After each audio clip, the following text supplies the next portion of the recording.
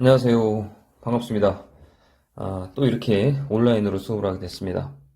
저번 시간에 등교했을 때 취업 특강이라고 해서 여러분과 올해 2학년 때 여러분들이 어떻게 취업을 위해서 준비해야 되는지에 대해서 오리엔테이션을 했고요. 잘 준비하도록 하기 바랍니다. 선생님이 열심히 응원하도록 하겠습니다. 자, 원가는 수업 형태를 강의식으로 실제 교실에서 하는 것처럼 하기로 했었는데 여러 가지 교실 여건상, 그 다음에 촬영 기계 문제상, 또 이번 주도 이렇게 탭을 이용해서 하게 됐습니다. 이번 주까지는 좀 양해를 구합니다. 잘 듣고 너무 늦게 일어나고 늦게 자고 그러면 안 됩니다. 쌤이 얘기했듯이 12시 이전에 자야지 그 다음날 컨디션이 좋아요.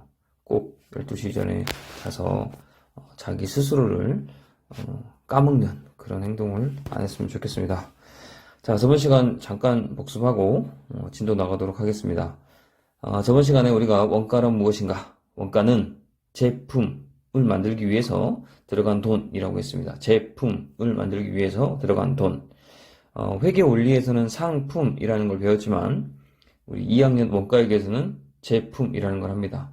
상품과 제품은 사와서 파냐, 만들어서 파냐 라는 것밖에 없어요. 만들어서 팔면 상품, 제품, 그 다음에 사와서 팔면 상품 이렇게 됩니다. 그래서 상기업이라는 것을 회계 원리 때 배웠고 제조기업이라는 것을 원가액에서 배우는 거예요. 제조기업은 만드는 기업이죠. 만들어서 판다라는 거죠. 만들어서. 여러분들이 취업하는 것도 거의 다 제조기업이에요. 거의 다 제조기업. 그래서 원가회계를 모르면 안 됩니다. 제조기업에서 여러분들은 사무직으로 일을 하게 되겠죠. 자, 그렇게 이해하시고, 자, 이번 시간 한번 나가보도록 하겠습니다. 저번 시간에 원가를 여러 가지로 분류해 봤어요. 박정규가 성격에 따라서, 외모에 따라서 저렇게 이렇게 분류가 되듯이, 원가도 다양한 기준에 따라서 분류할 수 있습니다. 그 분류 기준을 먼저 알아야 나중에 원가 계산을 할 수 있어요. 그래서 분류 기준을 제일 중요한 것부터 한번 보시면 저번 시간에 했던 것까지 같이 보셔야 됩니다. 저번 시간에 우리가 마무리 때 이걸 했었죠. 그죠? 원가를 발생 형태에 따라서 재료비, 노무비, 제조경비. 재료는 물건 만드는데 들어간 재료고 노무비는 물건 만드는데 사람이 만들어야 되니까 그 사람의 월급으로 가치를 따졌고 그 다음에 그 이외에 뭐 수도료나 전기세나 임차료나 감가상각비나 그렇게 제품 하나를 만들기 위해서 들어간 모든 것들을 제조경비라고 불렀어요. 그래서 어떻게 발생하나에 따라서 형태가 이렇게 세 가지로 나누어지더라 라는 거죠. 중요한 건 재료비, 노무비예요. 그죠? 그 다음에 제조경비는 나머지 잡다한 걸 다 집어넣은 거지.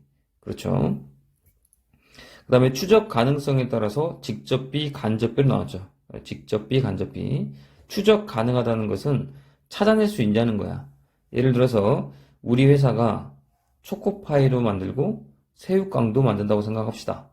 그러면 초콜릿이 얼마큼 달아졌는데 이 초콜릿은 어디에 무엇을 만들 때 들어간 걸까?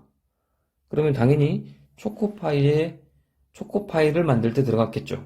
그러니까 새우깡을 만들고 초코파이를 만드는 회사는 초콜릿은 초콜릿은 초코파이의 직접비가 되는 거죠. 직접비 추적이 가능하잖아. 이 초콜릿이 왜 달아졌지? 그러면 초코파이에 들어갔겠네라고 추적이 가능하잖아요. 그쵸? 초코파이에 새우가 들어가지 않았을 거 아니야. 그러면 초코새우빵이 되나? 아무튼 그렇게 되는 거예요. 아무튼 그렇게 되고 직접비라는 것은 그렇게 추적이 가능하다는 거죠. 근데 추적하지 못하는 거. 예를 들어서 초코파이랑 새우깡을 만드는 회사에서 설탕 같은 거. 설탕은 초코파이에 들어갈 수도 있고 아니면 새우깡에도 들어갈 수 있어요. 그죠? 조금 달게 하려고 뭐 반죽에 섞을 수도 있잖아요. 그렇게 들어가는 것은 간접비라고 해요. 간접비. 추적할 수가 없어. 이게 새우깡에 들어갔는지 초코파이에 들어갔는지 추적할 수가 없다는 거죠. 그렇게 따져줘야 되는 거예요. 자, 그러면 쌤이 이번 시간 이어서 한번 해볼게요. 저 두 개를 먼저 알아야 돼요. 여러 가지 형태로 분류가 되는데 가장 중요한 형태는 발생 형태예요. 발생 형태. 그러니까 원가, 제품을 만들기 위해서 어떻게, 뭐가 발생했냐는 거야. 그러면 처음에 재료를 사와야 되잖아요. 그 재료를 가지고 사람이 만들어야 되잖아. 그죠? 재료비. 그 다음에 사람이 만들어야 되니까 그 사람한테 월급 줘야 되는 거. 노무비. 이렇게 되는 거예요. 자, 그래서 우리가 재료비가 있고, 그 다음에 노무비라는 게 있고, 이거 이외에 들어가는 돈을 전부 다 만들 때 들어간 돈, 그래서 제조 경비라는 게 있었습니다. 제조 경비. 이렇게 원가를 분류하는 것을 우리가 뭐라고 불렀어요? 그렇죠. 발생 형태에 따라서. 발생 형태에 따라서 분류한다 라고 했어요. 발생 형태.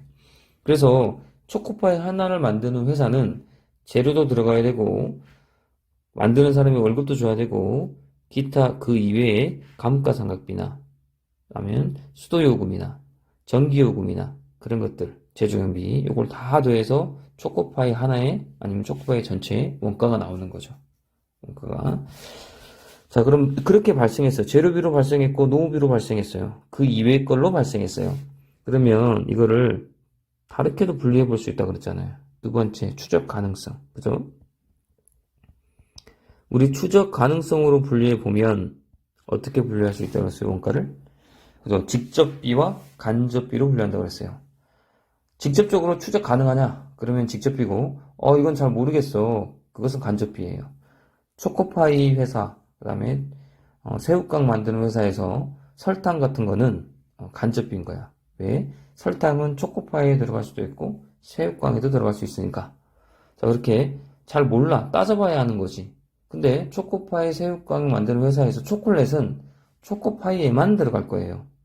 그러니까 그거는 직접비가 되는 거예요. 초코파이의 직접비가.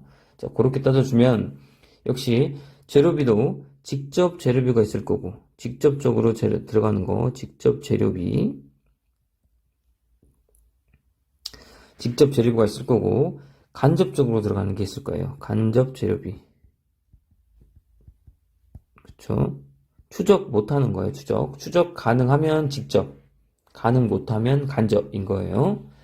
노무비도 마찬가지예요. 사람한테 월급 주는 것도 진짜 공장에서 초코파이를 만드는 데서 일을 하는 사람의 월급, 그거는 직접 그 사람의 월급이니까 직접 노무비가 될 거고, 그런데 그거를 일은 안 하고 옆에서 어슬렁어슬렁 거리면서 감시하는 감독자들도 있을 거예요. 공장장 같은 사람이죠. 공장장. 그런 사람들은 월급은 받죠, 당연히. 공장장이 넘버원이니까. 그런데 직접적으로 초코파이를 만드는 데는 일하지 않았잖아요. 그런 사람들을 간접, 그죠? 간접 노무비라는 거예요. 노무비, 간접 노무비. 이렇게. 지금 이해가 돼야 됩니다. 제조경비도 마찬가지예요. 직접적으로 들어갔어요. 즉, 초코파이를 만드는데 물, 초코파이를 만드는데 전기. 그럼 직접 제조경비가 되겠죠? 제조경비. 그런데 잘 모르겠어. 추적이 안 돼. 그러면 간접, 그쵸. 간접 제조경비 이렇게 되겠죠. 이렇게. 자, 그래서 재료비를 직접 간접으로 나눠봤고, 노무비도 직접 간접으로 나눠봤어요. 그 다음에 제조경비도 직접 간접으로 나눠봤어요. 이거는 똑같은 겁니다. 똑같은 거. 예를 들어서 재료비가 100 들었어요. 100. 그러면 직접 초코파이의 직접 재료비는 700원 들었고, 간접 재료비는 직접 재료비는 뭐 70원 들었고, 간접 재료비는 30원 들었고, 이렇게 되는 거야. 이렇게. 노무비도 역시 뭐 월급을 300원 줬다. 근데 그 전체 월급, 초코파이 하나 만드는데 전체 300원 월급을 줬다. 그러면 직접 초코파이를 만드는 사람들이 받아간 돈은 200원이고, 공장장이 받아간 돈의 월급은 100원이고, 그렇게 되면 300원이 되는 거지. 제조경비. 예를 들어 전기세만 봅시다. 전기요금. 전기요금은 예를 들어서 200원 나왔다. 근데 그건 전부 다 초코파이에 들어갔는지 잘 모르겠더라. 초코파이에 들어갔는지 아니면 새우깡에 들어갔는지 우리 회사가 두 가지 만든다고 치면 여기에 뭐 하나도 안 들어가고 여기 200원 이렇게 들어갈 수도 있을 거 아니에요. 그죠? 이렇게 되는 거예요. 돈으로 따지면 이렇게 노란색 글씨가 되는 거고 그걸 말로 풀면 이렇게 되는 거죠. 오케이. 자, 그러니까 조금 추적 가능성까지 쪼개보면 좀 더 구체적으로 되는 거죠, 지금. 쌤이 이건 말을 왜 하냐면요. 요렇게 따져서 앞으로 이렇게 따져서 직접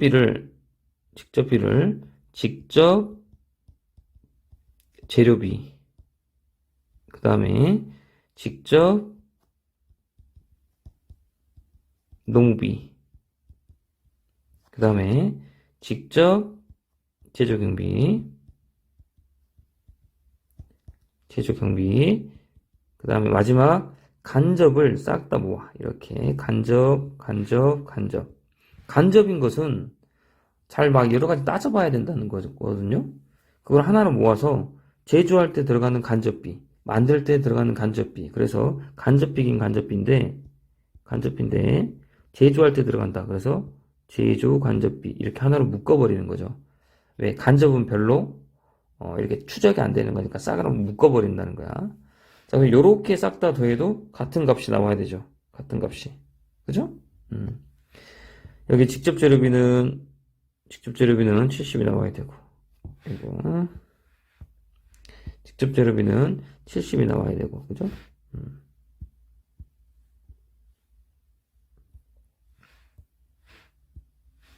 70이 나와야 되고, 직접 노후비는 20이 나와야 되고, 그죠? 그 다음에 직접 재정비 하나도 없고, 제조 간접비는 얼마가 돼야 돼요? 여기서 330, 그죠? 330 맞나요? 70 이게 200이네요. 200 그죠? 200 그 다음에 100 이렇게 해서 330 이렇게 되죠. 맞나요? 안 맞는데?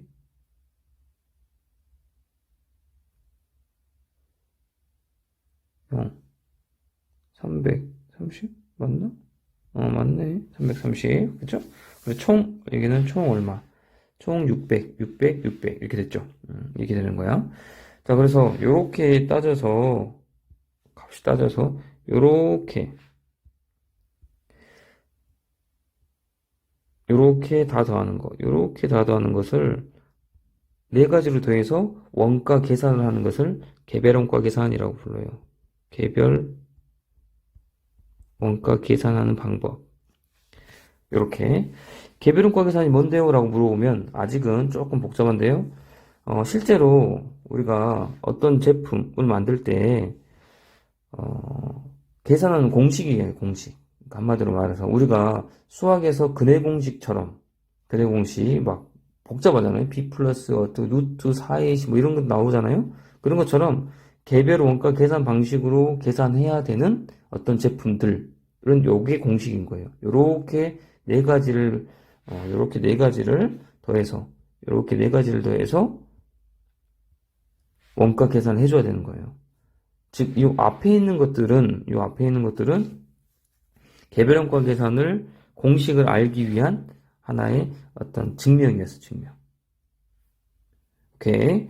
그러면 여기서 또 이런 것도 볼 수 있어요. 직접 재료비는 그대로 가. 그래서 직접 재료비는 그대로 가고 직접 노무비랑 직접 재료비 요 세 가지를 싹 다 묶어요. 요 싹 다 묶어서 이것을 가공비라고도 불러준대요. 이름 짓는 거예요, 지금 이름. 세를 더해서 가공비라는 거예요, 가공비. 예를 들어서 뭐 우리 선생님 1반부터 4반까지 가르치지만 1반부터 4반 말고 그 이육반은 박종갑 선생님이 가르치잖아요. 그죠? 박종갑 선생님 이렇게 둘을 합쳐서 뭐 훈남이라고 부르듯이 사과할게요. 자, 그러듯이 세 가지를 묶어서 그냥 이름을 붙여준 거예요. 이렇게 가공비. 다른 말로 전환 원가라고도 불러준대요. 이런 용어는 알아야 돼요. 왜 전환한 건지, 왜 가공비인지는 나중에 하는 걸로 하고, 일단 용어는 알아야 된다. 그래서 요렇게 두 가지를 더해서 원가를 계산하는 방법을 종합 원가 계산이라고 불러요. 원가 계산 방법. 그럼 공식이 두 가지인 거예요. 우리 원가 계산에서는. 개별 원가 계산인지 종합 원가 계산인지. 이렇게 공식이 두 가지인 거예요. 수학은 공식이 많지만 원가 계산은 이렇게 공식이 두 개야. 그래서 이 공식을 가지고 앞으로 어떤 제품을 만들 때 개별 원가 계산하는 방법으로 계산해야 되고 어떤 제품은 종합 원가 계산으로 계산해야 돼요. 하나만 예를 들게요. 이렇게 개별 원가 계산으로 계산해야 되는 거.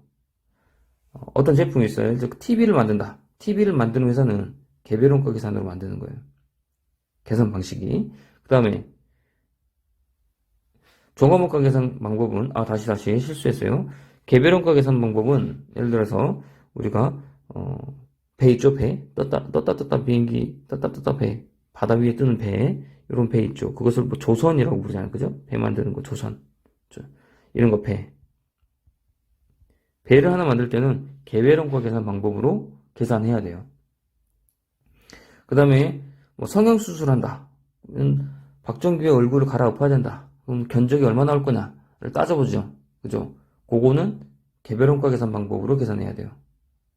근데 종합 원가 계산은 뭐냐면 예를 들어서 아까 말했던 TV나 뭐 냉장고나 그다음에 컴퓨터나 이렇게 대량으로 만드는 것들 있죠. 대량으로 만드는 것들은 전부 다 종합 원가 계산 방법으로 계산해 줘야 돼요.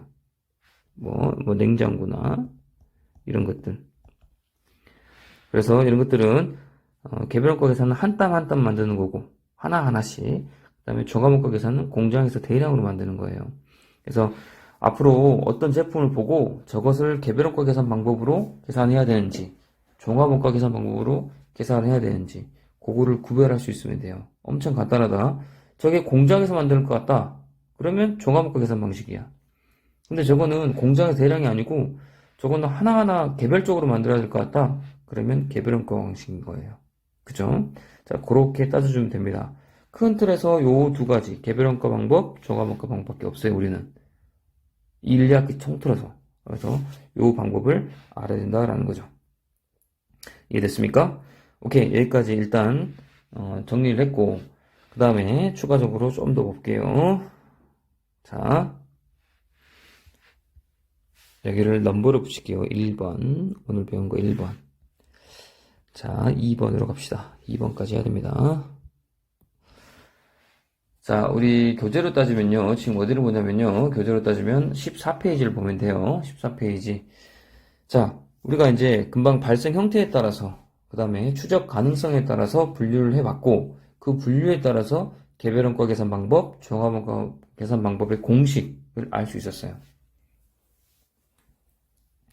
그러면 두 번째로는,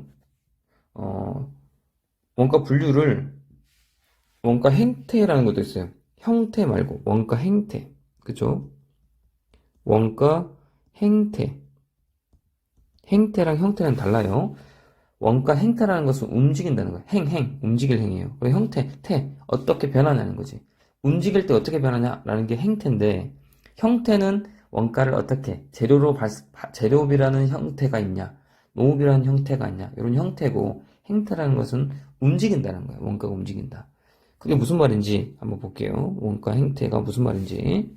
뭐가 움직인다는 거야? 이렇게 따져보는데, 자, 봐보세요. 일단 그래프를 한번 그려볼게. 자, 이렇게 보면, 자, 그래프가 좀 삐뚤네. 마음이 삐뚤가 봐요. 이제는 마음이 빤뜨졌네요. 자, 예를 들어서, 우리 초코파이로 계속 갑시다. 초코파이에서 초콜릿 한번 들어볼게요. 초코파이 하나 만드는데, 초콜릿 한 조각이 필요하대요. 초코파이 하나 만드는데, 초콜릿 한 조각이 필요하대. 그러면, 초코파이 하나를 만들기 위해서, 이 생산량이라고 해볼까? 생산량. 그치? 초코파이 하나. 그죠? 2개, 3개, 4개. 이렇게 계속 만드는 거지, 5개.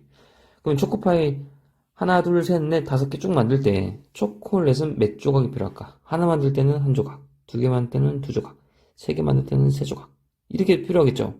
즉, 생산을 많이 하면 많이 할수록, 초코파이를 많이 만들면 많이 만들수록 계속 초콜릿은 많이 필요해. 그죠? 초콜릿은 많이 필요할 거 아니에요? 그래서 이렇게 증가하는 이러한 형태가 이러한 행태가 보여질 거예요. 그죠? 하나 만들 때 하나 들어가고, 두 개 만들 때 두 개 들어가고, 이렇게. 그죠?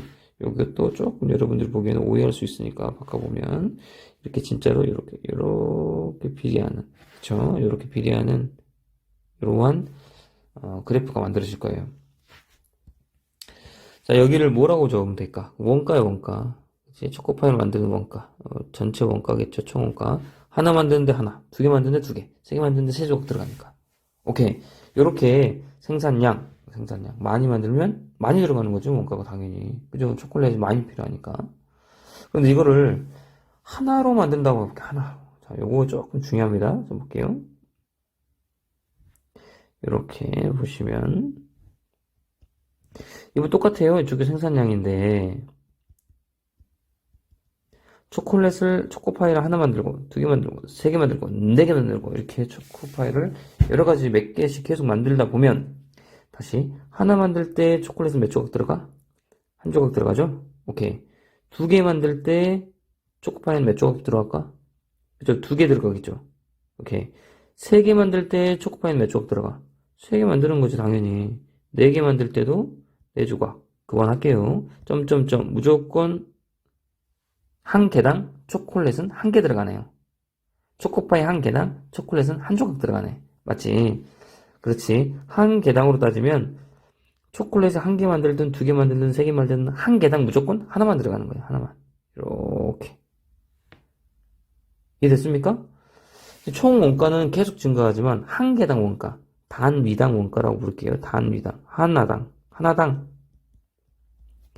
원가. 단위당 원가. 단위당 원가. 이렇게. 단위당 원가는 일정하네. 그죠? 일정하네요. 여기 단위당 원가는 일정하죠. 여기는 증가하고. 총 원가는 증가하고, 단위당 원가는 일정하네요. 이 단위당이라는 게 엄청 중요합니다. 중요해.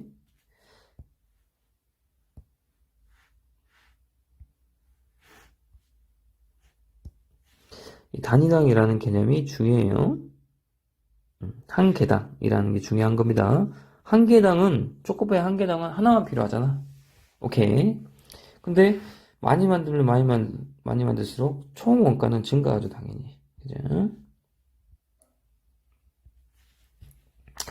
이해됐습니까? 오케이.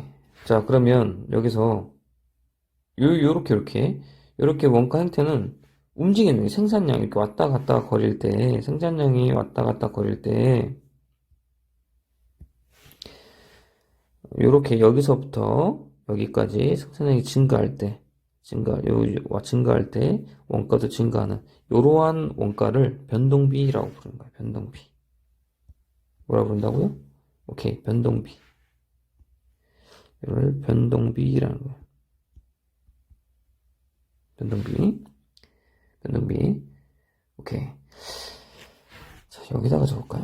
여기다가 적는 게 좋은 것 같아. 자, 여기까지.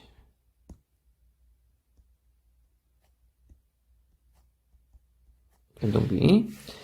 자, 그런데 고정비라는 것도 있어요. 고정비라는 거, 요거. 똑같습니다. 생산량이에요. 자, 초코파이를 하나 만들 때, 두 개 만들 때, 세 개 만들 때, 네 개 만들 때, 다섯 개 만들 때 쭉쭉쭉 계속 증가하는데, 우리가 임차료 한번 생각해 볼까? 우리 초코파이는 공장에서 만들어야 돼. 근데 공장은 내게 아니고 남한테 빌려 쓴다고 볼게요. 남한테 빌려 쓴대요. 공장에 한 달에 이만큼씩 줘야 돼. 그걸 우리가 임차료라고 부르잖아. 그죠? 초코파이를 거기에서 한 달에 100개 만들든, 200개 만들든, 5,000개 만들든, 무조건 그 한 달에 그 공장 빌리는 데 들어간 돈은 똑같을 거 아니에요. 그죠? 그죠? 하나 만들어도 100만 원 내야 되고, 두 개 만들어도 100만 원 내야 돼. 한 달에 빌릴 돈은 정해져 있는 거야. 그죠? 그러면 생산량이 아무리 하나, 둘, 셋, 넷 계속 늘려도, 그죠? 어차피 내야 될 돈은 딱 고정인 거예요. 이렇게 고정인 거지. 그죠? 이해가 되죠? 그래서 요런 거, 요 총 원가가 고정인 거야.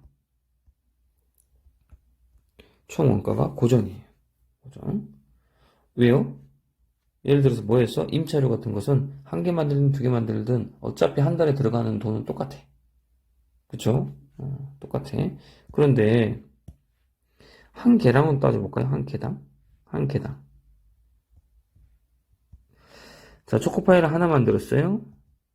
그 다음에 두 개 만들었어요. 세 개 만들었어요. 공장에서 계속 이렇게 만드는데 한 달에 들어간 돈. 자, 한 개 만들었어요. 그치? 근데 공장에서는 한 달 빌리는 돈이 100만 원이래. 그럼 두 개 만들었어. 그럼 공장에서 임차료는 더 내? 아니죠. 어차피 두 개 만들어도 100만 원이야. 한 달에 빌리는 돈 똑같으니까. 세 개 만들어도 100만 원이고, 네 개 만들어도 100만 원이야. 계속. 그럼 갈수록 이게 낮아지네, 값이. 그러네요. 그럼 많이 만들면 많이 만들수록 계속 값이 낮아지네. 그죠? 계속 낮아지네요. 값이 낮아져. 그게 무슨 말일까요? 한 개 만들 때 가장 원가가 많이 들어가네요. 그죠? 두 개 만들고 세 개 만들수록 값이 갑자기 팍팍팍 낮아지네. 이렇게. 그죠? 반비례는 아니고 정확히 반비례는 아닙니다. 이렇게. 그죠? 자, 그래서 이러한 그래프가 만들어져요. 이게 한 개당으로 따진 거예요. 한 개당. 그러면 공장에서는 어차피 한 달에 내는 돈이 똑같으니까 임차료는 많이 만들어야 돼, 적게 만들어야 돼. 그쵸? 무조건 많이 만들어야지. 많이 만들어지면 원가가 낮아지고, 낮아지면 우리가 싸게 만들 수 있잖아요. 싸게 만들어서 비싸게 파는 게 좋잖아. 회사 입장에서. 자, 그래서 요거를 한 개당 원가. 그것을 단위당, 한 개당, 단위당 원가라고 하는 거지. 단위당 원가. 단위당 원가. 이 단위라는 개념. 한 개당이라는 개념이 중요해요. 여기서 아까 뜻이 단위당, 단위당 원가. 자, 그렇게 해서, 요렇게 생산량이 증가하면 증가할수록 원가가 일정해. 요런 것들을 뭐라고 그러냐면 고정비라고, 고정비. 고정원가 또는 고정비라고 부르는 거죠. 그래서 요거는 총 고정비 그래프 위에 거 요거 위에 거 왼쪽 위에 거 이건 단위당 변동비 그래프죠. 여기는 고정비의 총원가 그래프고 여기는 단위당 고정비의 그래프예요. 그래서 여러분들이 여기 1번 그 다음에 여기 2번 그래프 여기 3번 그래프 여기 4번 그래프 1번, 2번은 변동비와 관련된 그래프예요. 총 변동비, 단위당 변동비 2번은 총 고정비, 4번은 단위당 고정비 이렇게 되는 거야 그래프가. 그렇죠? 잘 보셔야 돼요. 엄청 중요합니다. 우리 자격증 시험에는 이거는 99.9% 나오는 거예요. 오케이, 여기까지 이해했으면 하나만 더 참고로 보면 이러한 또 그래프가 가끔씩 시험에 나옵니다. 가끔씩 시험에 나오니까 이거 보셔야 돼. 자, 똑같이 생산량입니다. 그런데 변동비인데 변동비는 총 원가로 따지면 증가한다고 그랬잖아요. 그지? 이거 지워버릴게. 자, 증가한다고 그랬어. 증가하는데 이상하게 이렇게 증가하는데요. 하나도 안 만들어도 하나도 생산하지 않아도 이 정도 돈이 들어간다는 거야. 총 원가가. 들어간다는 거야. 뭐야, 하나도 안 만들었는데 왜 돈이 들어가? 아까 재료비에서는, 변동비에서는 하나도 안 만들면 어떡해? 돈이 안 들지, 0이지, 0. 여기서 0이잖아. 그지? 근데 여기는 하나 안 만들어도 돈이 들어가. 요게 바로 기본요금이에요, 기본요금. 우리가 전화요금 어떻게 해? 핸드폰 요금. 하나도 안 써도 기본요금 내죠. 그치? 하나도 안 써도 기본요금. 요만큼의 기본요금을 내야 되는 거예요, 기본요금. 이렇게. 그래서 이렇게 기본 요금이 있고 그때부터 사용한 거에 따라서 생산한 거에 따라서 이렇게 쓴 만큼 낸다. 요런 게 바로 뭐라고 부르냐면 변동비긴 변동비인데 변동비랑 비슷하다고 해서 준변동비라고 부른대요. 준변동비. 다른 말로 고정비랑 변동비를 합쳐져서 뭐 혼합원가라고도 부른대요. 용어 정도는 알고 있어야 됩니다. 자, 대표적인 것은 우리 핸드폰, 그죠? 핸드폰 요금, 핸드폰 요금 같은 게 대표적으로 준 변동비예요. 전기세 이런 것들, 핸드폰 요금 이런 것들. 자, 또 비슷하게 이런 것도 하나 있어요. 이런 것도 하나 있는데 보시면 여기 생산량이에요. 자, 이번에는 많이 만들수록 일정한데 총 원가는 일정해요. 여기 총 원가는 아까 처음에 고정비 3번 그래프와 똑같이 일정한데 두 개 만들 때 갑자기 원가가 확 뛴대 이렇게. 세 개 만들 때 갑자기 원가가 확 뛴대. 이런 식으로 계단식으로 보이는 거야. 올라가듯이 계단식으로. 이런 게 뭐가 있냐면 예를 들어서 우리 그런 게 있어요. 우리 공장장이라는 사람 있잖아. 공장을 전체 감독하는 사람. 학교로 치면 우리 교장 선생님 같은 사람이죠. 그러면 전체를 관리를 해야 되는 사람은 20명밖에 관리를 못 한대요. 공장에서. 초코파이를 만드는 사람이 20명이야. 근데 초코파이가 잘 팔려서 이번에 21명을 뽑아야 돼. 한 명을 더 뽑아야 돼. 그러면 공장장이 2명이 필요한 거야. 그러면 공장장 1명 월급, 그죠? 2명 월급 할 때 2명일 때는 갑자기 팍 뛰잖아. 공장장 2명이니까 월급이 2배로 뛸 거 아니에요. 그 사람 월급 줘야 되니까. 요런 거예요, 요런 거. 그 다음, 여기에서까지는 조금만 나오고 바로 월급이 튀어버리는. 요렇게 되는 것을, 뭐라고 부르냐면, 고정비인 고정비인데, 준 고정비라고 부른대요. 그리고 계단식으로 생겼다고 그래서, 계단 원가라고도 부른대요. 계단 원가. 이렇게. 지울게요. 이렇게. 즉, 변동비는 저 위쪽에 쌤이 위로 적은 게 변동비 그래프 관련된 거, 밑으로 적은 거는 고정비 관련된 그래프입니다. 그래서 요게 우리 자격증 시험에는 그냥 무조건 나온다라고 생각하면 됩니다. 그러면 여기서 뭔가 행태를 우리가 한번 정의해 볼 수 있겠네. 그죠? 뭔가 행태를 정의해 볼 수 있겠잖아. 이렇게 움직임을 뭐라고 부르냐면요. 선생님은 생산량이라고 불렀지만 생산량일 수도 있고 아니면 전기세 같은 경우는 사용료라고 볼 수도 있잖아요. 그런 거 통칭해서 뭐라고 부르냐면 조업도라고 불러요. 조업도. 옛날 말이에요. 옛날 말. 여기 있는 생산량을 전부 다 조업도라고 부르면 돼요. 조업도. 초코파이에서는 생산량이라고 부르지만 우리 전기세에서는 사용량이라고 부를 거 아니에요. 그러면 생산량, 사용량 이런 거 통틀어서 조업도라고 부르면 조업도. 자, 즉 이렇게 조업도에 따라서 움직인다는 거지. 어떻게 이렇게 원가 행태라는 거예요. 그래서 적어 보면 조업도의 변화에 따라서 원가가 변화되는 모양. 이것을 원가 행태라고 해요. 조업도 변화에 따라서 조업도의 변화에 따라 원가가 변화되는 모양 이렇게 적을게요. 변화 또 들어가는데 변화되는 것 이렇게 간단하게 적을게요. 조업도의 변화에 따라서 원가가 변화되는 거죠. 이렇게 어떻게 움직이냐는 거죠. 행태. 자, 이렇게 해서 우리가 원가 행태를 정의해 봤어요. 이해하고 정의를 한번 해본 거예요. 자, 여기까지 해서 원가 행태를 또 따라 봤습니다. 잠깐 정리해 보면 우리가 저번 시간에 했던 원가를 여러 가지로 분류해 봤잖아요. 발생 형태에 따라서 분류했고, 그 다음에 추적 가능성에 따라서 분류했어요. 그죠?